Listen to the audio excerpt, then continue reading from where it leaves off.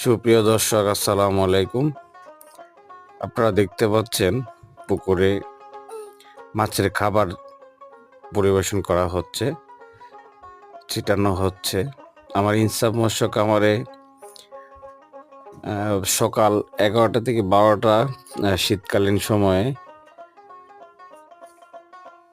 এই যে দেখতে পাচ্ছেন, আমি এই পাত্রের মধ্যে খাবার মিশ্রিত করি। খৈল, ওটুকুরা, অল্প কিছু সার, বিভিন্ন আইটেম দিয়ে এটা মিশ্রিত করা হয়।